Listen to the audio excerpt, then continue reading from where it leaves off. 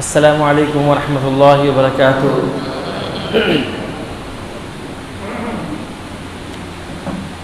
الحمد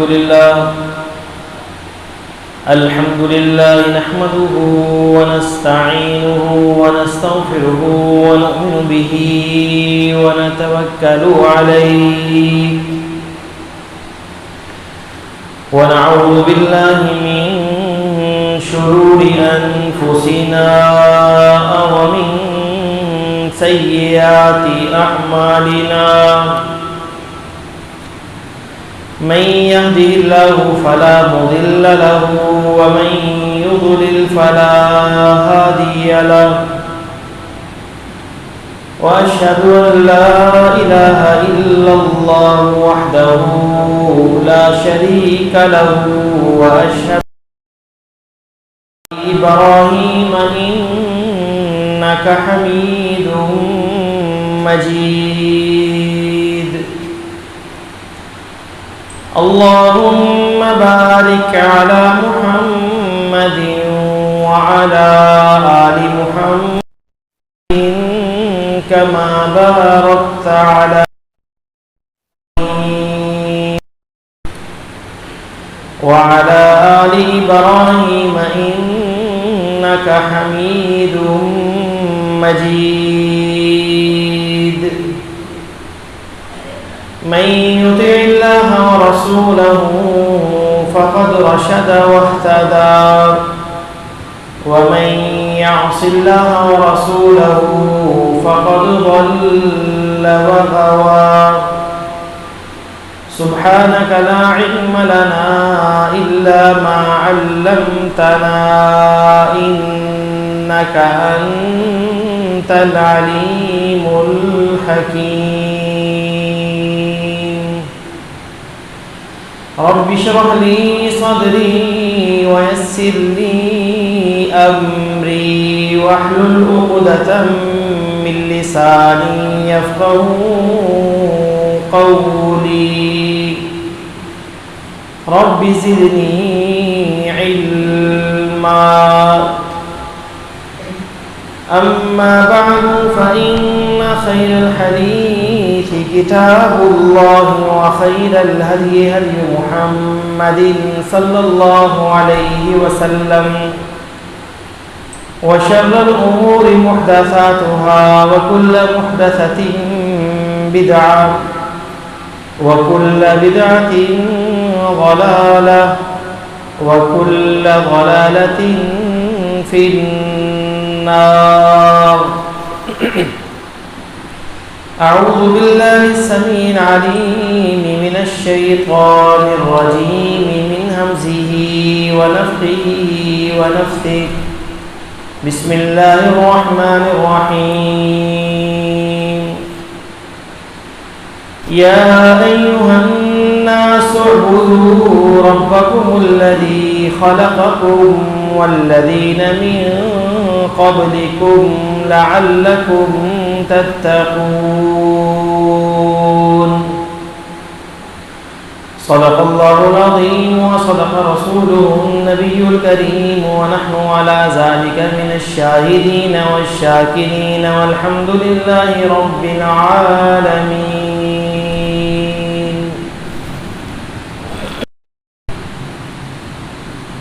ہر قسم کی تعریفات اللہ مالک الملک ذوالجلال والاکرام کے لیے ہے، اور لا تعداد درود و سلام ہو امام الانبیاء والمرسلین کی ذات مقدسہ مطہرہ معظمہ پر۔ بھائی دوستو، نہایت ہی واجب الاحترام بزرگوں، ہم جو بھی عبادت کرتے ہیں، جو بھی ریاضت کرتے ہیں، جو بھی عمل بجا لاتے ہیں، ہماری عبادتوں کا، ریاستوں کا، اعمال صالحہ کا مقصد صرف اور صرف یہ ہوتا ہے کہ ہمیں اللہ کی رضا، اللہ کی طرف سے بخشش، اللہ کی رحمت اور اس کی جنت ہمیں حاصل ہو جائے۔ اللہ رب العزت نے ہمیں رمضان کے اندر بھی عبادت کرنے کی توفیق عطا فرمائی، اللہ کی اس توفیق پر ہمیں اس کا شکر بھی ادا کرنا چاہیے کہ اللہ رب العزت نے ہمیں موقع دیا کہ ایک اور رمضان ہماری زندگیوں میں آیا، بخیر و عافیت کے ساتھ گزر گیا۔ ہم نے اللہ کی توفیق، اس کی خصوصی مدد کے ساتھ ہمارے سارے بھی سر انجام۔ تو رمضان میں کیے ہوئے جتنے بھی اعمال ہیں ان پر شکر ادا کرنا یہ بھی ہم پر لازم ہے، واجب ہے۔ اللہ کی ایک چاہے وہ کیسی ہی نعمت کیوں نہ ہو، عبادت کی توفیق ملنا بھی اللہ کا احسان ہے، ایک نعمت ہے۔ تو اس نعمت پر بھی ہمیں شکر ادا کرنا چاہیے۔ ہم مسجد میں بیٹھے ہوئے ہیں، بر وقت آ کر خطبہ سن رہے ہیں، اور آپ جو جمعے کے دن کی جو فضیلتیں ہیں اس کو بھی ہم نے حاصل کیا ہے یقیناً اللہ کی توفیق سے۔ اسی امید پر ہم یہاں پر بیٹھے ہوئے ہیں، اجر و ثواب کی امید پر۔ تو یہ بھی ایک نعمت ہے کہ اللہ رب العزت نے سینکڑوں ہزاروں لوگوں میں سے صرف آپ کو منتخب کر کے توفیق دے کر اپنے گھر بر وقت آنے کی توفیق بخشی، آپ بیٹھے اور اس عظیم جمعے کی عبادت کے اندر آپ سب شریک ہیں۔ عمل کر لیے۔ اب عمل کرنے کے بعد ہمیں اپنے ہر ایک عمل کی قبولیت کی دعا کرنی چاہیے کہ یا اللہ ہمارے عملوں کو قبول بھی فرما، کیونکہ قبولیت عمل یہ سب سے اہم اور ضروری چیز ہے۔ بہت سارے ایسے لوگ بھی ہیں جو عمل تو کرتے ہیں لیکن ان کے عمل اللہ کی بارگاہ میں قبول ہوتے ہی نہیں، کچھ وجوہات کی بنا پر۔ ان وجوہات کا بھی جاننا ضروری ہے کہ کن چیزوں کی موجودگی میں، کن اعمال کی موجودگی میں ہمارا ہر عمل باطل ہے۔ تو ہمیں سب سے پہلے جو عمل ہم نے کیے ہیں ان اعمال کی قبولیت کی اللہ سے دعا کرنی چاہیے۔ اور قبولیت عمل کی سب سے بڑی جو نشانی ہوتی ہے وہ یہ ہوتی ہے کہ انسان جیسے جیسے عمل صالح کرتا جاتا ہے ویسے ویسے اس کے اندر تواضع، اس کے اندر عاجزی، اس کے اندر انکساری پیدا ہوتی جاتی ہے۔ عبادت، اعمال صالحہ انسان کو متواضع بناتے ہیں، منکسر المزاج بناتے ہیں، اس کے اندر عجز و انکسار پیدا کرتے ہیں۔ لیکن اگر ایک بندہ عبادت کرتا جاتا ہے لیکن اس کے اندر گھمنڈ، متکبر، غرور پیدا ہو جاتا ہے، اپنے آپ کو وہ ولی سمجھنا شروع کر دیتا ہے، دوسروں کو وہ حقیر سمجھنا شروع کر دیتا ہے کہ وہ تو نماز ہی نہیں پڑھتا، وہ تو عمل ہی نہیں کرتا، وہ تو بڑا حقیر ہے۔ یعنی کہ اگر اس کے اندر غرور، تکبر، گھمنڈ آ جاتا ہے تو سمجھ جائے کمی ہے، قبولیت عمل نہیں ہو رہا۔ تو اس کی فکر کرنی چاہیے کیا ہماری عبادتیں ہمارے اندر تواضع پیدا کر رہی ہیں؟ کیا ہماری عادتیں ہمارے اندر عجز و انکسار پیدا کر رہی ہیں؟ ہمارے دل کی جو میل کچیل ہے کیا وہ ان عبادتوں کے ذریعے سے پاک صاف ہو گئی ہے؟ کیا ان عبادتوں کی وجہ سے ہم نے اللہ کے حقوق جو ادا کیے ہیں اس کے ساتھ ساتھ کیا ہمیں حقوق العباد کی بھی فکر لاحق ہوئی ہے کہ اللہ کے تو ہم نے حقوق ادا کیے، اس کے ساتھ ساتھ کیا میں اپنی بہن بھائیوں کے، اپنے عزیز و اقارب کے، اپنے رشتہ داروں کے حقوق کہیں تلف تو نہیں کر رہا، کہیں ظلم و زیادتی تو نہیں کر رہا؟ ایسا تو نہیں ہے کہ عبادتیں بھی جاری ہیں ساتھ میں ظلم و زیادتی بھی جاری ہے؟ یاد رکھیے ان کی موجودگی میں انسان کے عمل برباد ہو جاتے ہیں۔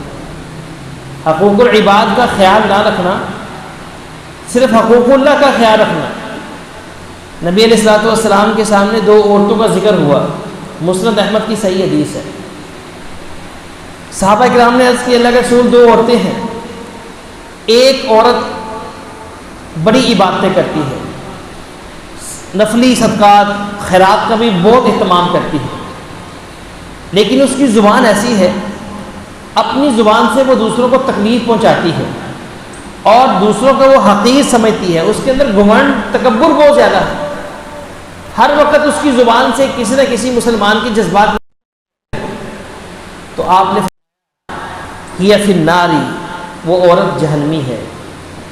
فرمایا کہ دوسری عورت ہے جو صرف فرائض کی ادائیگی کرتی ہے، بس نوافل کا زیادہ اہتمام نہیں کرتی، لیکن وہ اپنی زبان سے کسی کو تکلیف نہیں دیتی، عمل تھوڑے ہیں لیکن عملوں کی حفاظت کر رہی ہے، ایسے اعمال سر انجام نہیں دیتی جو کہ عمل ضائع کر دیتے ہیں، جیسے پہلی عورت تھی، اپنی زبان کی وجہ سے اور دوسروں کے حقوق تلف کرنے کی وجہ سے اس کے فرائض بھی، اس کے نوافل بھی ضائع ہوتے جاتے ہیں۔ اس لیے تو اللہ کے نبی نے فرمایا تھا کہ ہیہ فی النار، وہ جہنم میں جائے گی۔ اور دوسری عورت کی بابت کہا گیا کہ وہ صدقہ و خیرات معمولی سا کرتی ہے، بس فرائض سر انجام دیتی ہے، نوافل کا بھی اتنا اہتمام نہیں کرتی، لیکن اپنی زبان سے کسی کو تکلیف نہیں دیتی، کسی کا حق غصب نہیں کرتی، کسی کا حق تلف نہیں کرتی۔ کوئی ایسا معاملہ، کوئی ایسا عمل جس پر نبی علیہ الصلوۃ والسلام کی مہر نہیں ہے، وہ عمل باطل ہے، مردود ہے۔ آپ چاہے سمجھتے رہیں کہ میں بڑا نمازی بن چکا ہوں، بڑا تہجد گزار بن چکا ہوں، میں فلاں بھی بڑے عمل کرتا ہوں، لیکن اگر وہ طریقہ نہیں ہے نا نبی علیہ الصلوۃ والسلام والا، تو پھر آپ کے عمل اللہ کے ہاں مقبول نہیں ہے۔ ان اللہ لا ينظر الى صوركم واموالكم ولكن ينظر الى قلوبكم واعمالكم۔ اللہ رب العزت قرآن میں ارشاد فرماتا ہے کہ بے شک اللہ تمہاری صورتوں کی طرف اور تمہارے مالوں کی طرف نہیں دیکھتا۔ ہم تو لوگوں کی صورتوں پر دیکھتے ہیں، شکل و صورت کیسی ہے، کتنا صاحب حیثیت ہے، کتنا مال و دولت کا مالک ہے، اور اس کی بنیاد پر ہی اس کی عزت و توقیر کرتے ہیں، اس کا احترام کرتے ہیں۔ لیکن اللہ کے ہاں پیمانہ مختلف ہے۔ وَلَكِنْ يَنْظُرُ إِلَىٰ قُلُوبِكُمْ، وہ تمہارے دلوں کی طرف دیکھتا ہے، دلوں میں جھانکتا ہے کہ دلوں میں کتنا تقویٰ ہے، کتنا خلوص ہے، کتنے احسان کے ساتھ یہ عمل سر انجام دے رہا ہے، کہ عمل کرتے ہوئے اس کے اندر ریاکاری تو نہیں آ گئی، کیا تکبر تو نہیں ہے، کہ گھمنڈ تو نہیں ہے، کتنے عزت و انکسار کے ساتھ یہ عمل سر انجام دے رہا ہے۔ وَلَكِنْ يَنْظُرُ إِلَىٰ قُلُوبِكُمْ وَأَعْمَالِكُمْ، وہ تمہارے دلوں کی طرف دیکھتا ہے، وَأَعْمَالِكُمْ، تمہارے عملوں کی طرف دیکھتا ہے کہ جو عمل کر رہا ہے وہ عمل سنت کے مطابق تھا یا نہیں تھا۔ اگر نہیں تھا تو ہمیں آج ہی اس دنیا کے اندر ہی، اپنی زندگی کے اندر ہی اپنے ایک ایک عمل کا جائزہ لے کر محاسبہ کرنا چاہیے، پرکھنا چاہیے۔ ہمارے سامنے ہر چیز موجود ہے، تحقیق کا میدان کھلا ہوا ہے، ہر ایک شخص کے پاس نیٹ ہے، ہر ایک چیز کی بابت کو سرچ کر سکتا ہے۔ اب تو یہ اشکال ہی ختم ہو گیا کہ ہم کیسے تحقیق کریں، ہم کیسے فلاں مسئلے کے بارے میں تحقیق کریں۔ اب کوئی عذر نہیں، آپ کے سامنے حق بھی واضح ہے اور گمراہی کے راستے بھی واضح ہے۔ تو ہمیں اللہ نے جو عمل کرنے کی توفیق دی ہے، تو اس عمل کے بعد ہر عمل کی قبولیت کی دعا کرنی چاہیے۔ ہمارے سامنے اللہ رب العزت نے مثال پیش کی ابراہیم اور اسماعیل علیہ السلام کی۔ ارشاد فرمایا کہ وَإِذْ يَرْفَعُ إِبْرَاهِيمُ الْقَوَاعِدَ مِنَ الْبَيْتِ وَإِسْمَاعِيلُ رَبَّنَا تَقَبَّلْ مِنَّا إِنَّكَ أَنتَ السَّمِيعُ الْعَلِيمُ۔ ابراہیم علیہ السلام نے اپنے بیٹے اسماعیل علیہ السلام کے ساتھ مل کر ایک عظیم کام سر انجام دیا، بیت اللہ کی تعمیر کی۔ تعمیر کرنے کے بعد ان کی دعا کیا تھی؟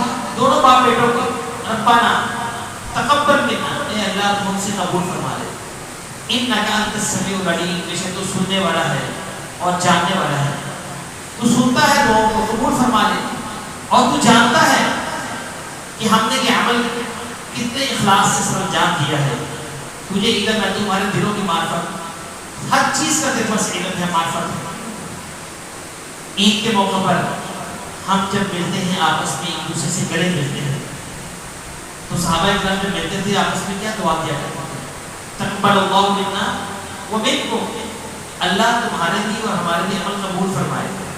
قبولیت عمل کی دعا کا سلسلہ عبادت جب ہم رمضان کی کرتے ہیں اس کے بعد سے شروع ہو جاتا ہے۔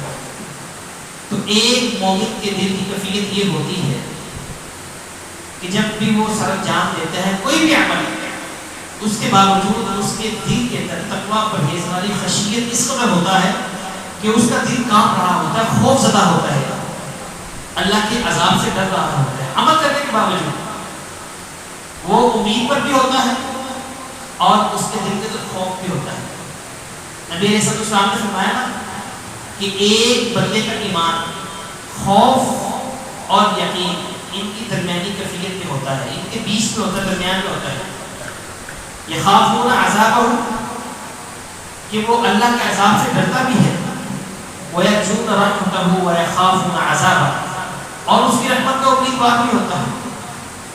اور اس کی رحمت اتنی رحمت، نبی علیہ السلام نے ارشاد فرمایا کہ اگر کسی کافر کو اللہ کی رحمت کا علم ہو جائے تو وہ خود کو جلدی تصور کرے، خود کو جلدی سمجھے۔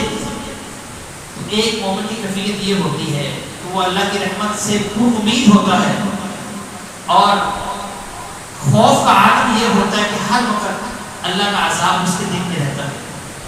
جیسا کہ سیدنا عمر فاروق رضی اللہ تعالیٰ عنہ فرمایا کرتے تھے، لو نادى منادی من السماء، اگر ایک منادی آسمان سے یہ پکارے آواز لگائے کہ انکم کلکم داخلون فی الجنہ الا رجل واحد، کہ تم سب کے سب جنت میں جاؤ گے سوائے ایک شخص کے۔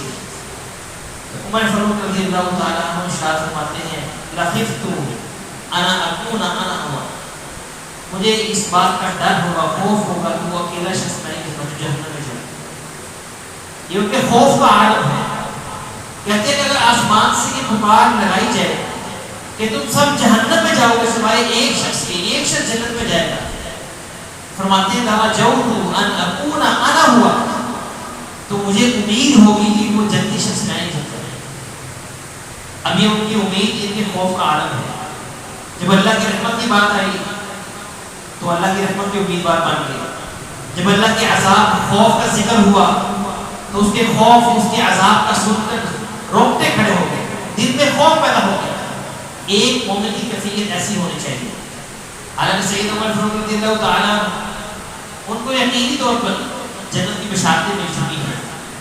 صحابی ہونا ہی بہت بڑا اعزاز ہے، اس کے باوجود خوف کا عالم کیا تھا کہ اپنی موت کے وقت وہ یہ بات کہہ رہے ہیں، آخری وقت ہے، اور اپنی زبان سے کلمات جاری ہیں کہ کاش میری خواہش ہے کہ میں برابر سرابر دجال پا جاؤں، نہ میرے لیے ہو اور نہ میرے خلاف ہو۔ مطلب یہ کہ جو غلطیاں میں نے کی ہیں زندگی بھر، اللہ رب العزت بس ان نیکیوں کے عوض ہی مجھے بخش دے، مجھے معاف فرما دے۔ کیا ہماری کیفیت یہ ہے؟ کیا ہم نے کبھی اپنے اعمال پر توجہ دی؟ کیا ہم نے کبھی سوچا کہ جتنے عمل ہم کر چکے ہیں کیا وہ عمل ہماری نجات کے لیے کافی ہے؟ کیا وہ عمل حصول رحمت کے لیے کافی ہے؟ اور کیا وہ عمل اللہ کی بارگاہ میں مقبول ہوئے بھی یا نہیں ہوئے؟ اس کے بارے میں سوچنا چاہیے۔ سید علی رضی اللہ تعالیٰ عنہ فرمایا کرتے تھے کہ ہر عمل کرنے والے کو عمل کرنے سے زیادہ عمل کی قبولیت کا اہتمام کرنا چاہیے۔ کیا تم نے اللہ رب العزت کا فرمان نہیں سنا کہ انما یتقبل اللہ من المتقین، کہ اللہ رب العزت جو پرہیزگار لوگ ہیں نا، جن کے دلوں میں خشیت، تقوی، پرہیزگاری ہوتی ہے، صرف ان کے عمل قبول فرماتا ہے۔ قرآن کی آیت ہے انما یتقبل اللہ من المتقین، اللہ رب العزت صرف متقین پرہیزگاروں کے عملوں کو ہی قبول فرماتا ہے۔ سیدنا ابو درداء رضی اللہ تعالیٰ عنہ ارشاد فرمایا کرتے تھے کہ اگر مجھے یقین ہو جائے کہ اللہ رب العزت نے میری ایک نماز کی قبول کر لی ہے تو یہ میرے لیے دنیا و ما فیہا سے زیادہ محبوب ہے، کیونکہ اللہ فرماتا ہے کہ انما یتقبل اللہ من المتقین، اللہ رب العزت متقین پرہیزگار لوگوں کا ہی عمل قبول فرماتا ہے۔ ایک نماز بھی اللہ کی بارگاہ میں مقبول ہو جائے دنیا و ما فیہا سے بہتر محبوب ہے، کیونکہ وہ جانتے تھے کہ اگر ایک عمل بھی مقبول ہو گیا، اللہ کو پسند آ گیا تو ہمیں جنت مل جائے گی، کامیاب ہو جائے گی۔ اللہ رب العزت نے قرآن مجید میں ارشاد فرمایا والذین یؤتون ما آتوا وقلوبهم وجلة انهم الى ربهم راجعون اولئک یسارعون فی الخیرات وهم لها سابقون۔ جب یہ آیت نازل ہوگی نا تو سیدہ عائشہ صدیقہ رضی اللہ تعالی عنہا نے نبی علیہ السلام سے پوچھا اس آیت میں کیا کہا گیا؟ تو الذین یؤتون ما آتوا وقلوبهم، وہ لوگ جنہیں اللہ نے دیا ہے، جیسا بھی دیا ہے وہ دیتے ہیں، آگے اللہ کے راستے میں خرچ کر دیتے ہیں، ان کے دلوں کی کیفیت کیفیت یہ ہوتی ہے کہ واجلت انہم، ان کے دل اللہ کے خوف سے لرز رہے ہوتے ہیں، ڈر رہے ہوتے ہیں، اس بات سے خوف زدہ ہوتے ہیں کہ انہم الی ربہم راجعون، کہ انہوں نے اللہ کے پاس لوٹنا ہے، جانا ہے، کیا اعمال لے کے جائیں گے. یہ خوف کے عالم کے اندر اعمال سر انجام دیتے ہیں. سیدہ عائشہ نے پوچھا کہ رسول اس سے مراد کیا وہ لوگ ہیں جو نیکیاں بھی کرتے ہیں، ساتھ ساتھ گناہ بھی کرتے ہیں، چوریاں بھی کرتے ہیں اور بھی دوسرے برے اعمال سر انجام دیتے ہیں، اور ساتھ ساتھ ڈر رہے ہوتے ہیں کہ اللہ رب العزت کے سامنے جا کے ہم کیا منہ دکھائیں گے. ان کے دلوں میں ان گناہوں کی وجہ سے خوف رہتا ہے. کہا کہ نہیں، ایسے صدیق کی بیٹی نہیں، بلکہ اس سے مراد تو وہ لوگ ہیں جو ہمیشہ اعمال صالح سر انجام دیتے ہیں، گناہوں سے دور رہتے ہیں، لیکن عمل کرنے کے ساتھ ساتھ پھر بھی ان کے دلوں میں یہ خوف طاری رہتا ہے. ان کا دل لرزتا رہتا ہے اللہ کے خوف سے کہ ہم نے اللہ کے سامنے پیش ہونا ہے، اللہ نے ہمارے عمل قبول کیے ہیں یا نہیں کیے، یہ فکر بالکل لاحق رہتی ہے. یہ ہے مومنین کی صفات جو اللہ نے قرآن میں ذکر کی ہے کہ ان کے دل اللہ کے خوف سے ہمیشہ واجلت قلوب ہو، ڈرتے رہتے ہیں، سہمے رہتے ہیں. آگے اللہ فرماتا ہے کہ اولئک یسارعون فی الخیرات، یہی وہ لوگ ہیں جو خیرات نیکی کے کاموں کے اندر تیزی کے ساتھ سبقت میں جانے والے ہیں. اولئک یسارعون فی الخیرات وہم لہا سابقون، یہی وہ لوگ ہیں جن کے اندر یہ صفات پائی جاتی ہے نا، یہی وہ لوگ ہیں جو سبقت میں جانے والے ہیں، آگے بڑھ جانے والے ہیں، سبقت میں جانے والے ہیں. کیا ہماری کیفیت ہے؟ کیا ہمارے دلوں میں یہ خوف عمل کرنے کے باوجود رہتا ہے قائم؟ یا ہم عمل کر کر کے بے خوف ہو گئے ہیں، اتنے بے خوف ہو گئے ہیں کہ ہمیں نہ حقوق اللہ کا خیال رہتا ہے، نہ ہم حقوق العباد کا خیال رکھتے ہیں. اپنے دلوں کی کیفیت کو ذرا پرکھیں، جانچیں کہ ہمارا ایمان کس لیول پر ہے، ہم تقوی کے کس لیول پر پہنچے ہیں.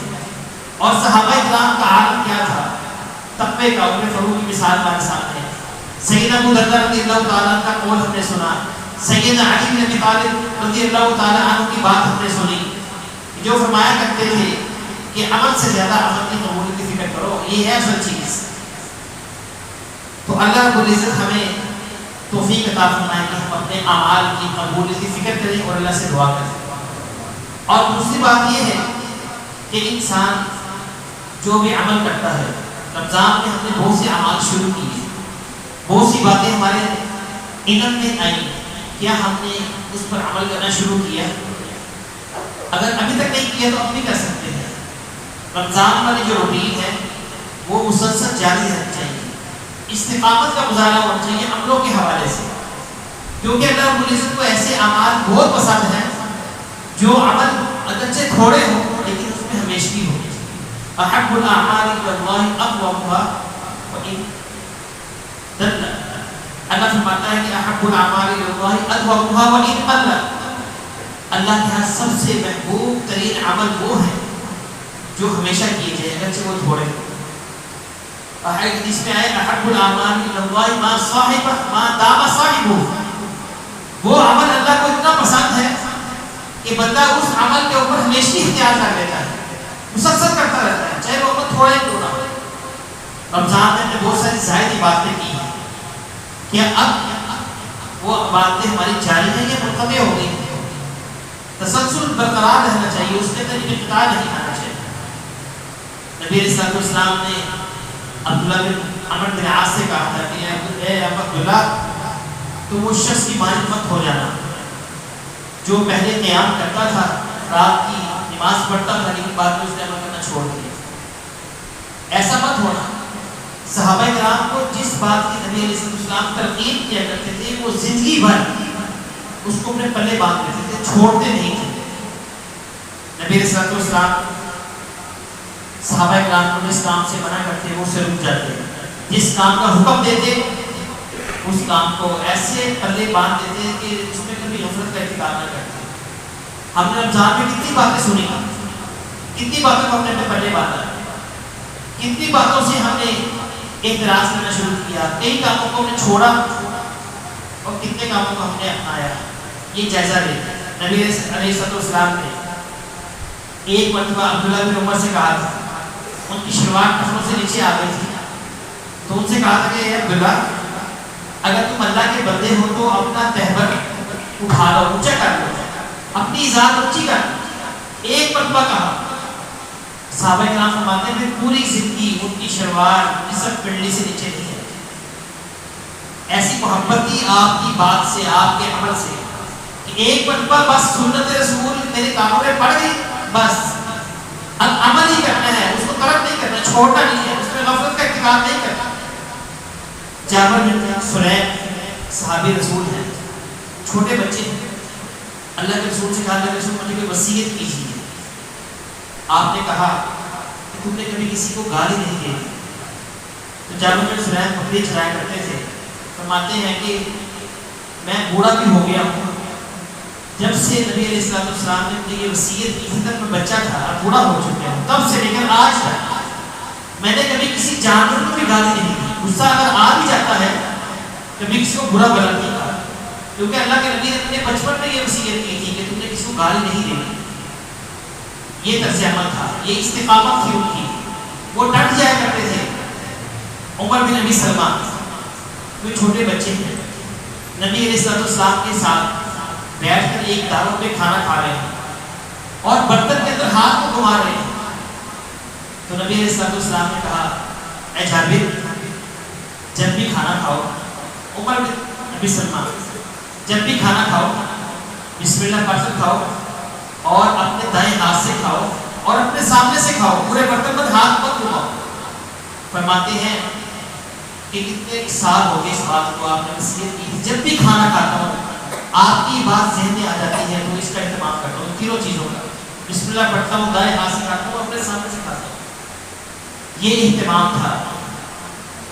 ام حبیبہ رملہ بنت ابی سفیان ام المؤمنین نبی علیہ السلام کی زوجہ محترمہ، ہماری ماں، فرماتی ہیں کہ نبی علیہ السلام نے فرمایا تھا کہ جو شخص ایک دن میں 12 رکعت سنتیں ادا کرتا ہے اس کے لیے جنت میں گھر بنا دیا جاتا ہے۔ ڈیلی 12 رکعت جو ہم سنتیں ادا کرتے ہیں، ظہر کی، مغرب کی اور عشاء کی اور فجر کی، وہ ٹوٹل 12 بنتی ہے۔ جس شخص نے ایک دن میں 12 رکعات سنتیں ادا کی، اللہ رب العزت اس کو جنت میں محل بنا دیتا ہے۔ سیدہ ام حبیبہ فرماتی ہیں جب سے میں نے یہ حدیث سنی، یہ بات سنی، تب سے لے کر آج تک کوئی دن ایسا نہیں کہ میں نے یہ 12 سنتیں چھوڑی یا اس میں کمی کی۔ بڑے اہتمام سے اور اسی جذبے کے ساتھ ادا کرتی ہوئے روزانہ جنت میں ایک محل میرا تعمیر ہو رہا ہے۔ ہماری کیفیت بھی یہ ہونی چاہیے، کوئی عمل کی ترغیب دے اس عمل کو اپنا لے، کوئی ہمارے سارے ہمارے سامنے آئے، کوئی حدیث آئے، کوئی سنت کا ہمیں علم ہو تو پھر زندگی بھر اس کو اپنا وسیلہ بنا دیں، اس کو چھوڑے مت، اس میں غفلت کا ارتکاب مت کریں۔ اللہ رب العزت ہمیں جو سنا جو کہا اس پر عمل کرنے کی توفیق عطا فرمائے، عملوں کے اندر دوام اور ہمیشگی اختیار کرنے کی توفیق عطا فرمائے۔ باقی باتیں انشاءاللہ ہم بیان کریں گے، اللہ رب العزت ہمیں حق سب بیان کر کے خود بھی عمل کرنے کی توفیق عطا فرمائے اور ہم سب کو بھی عمل کرنے کی توفیق عطا فرمائے۔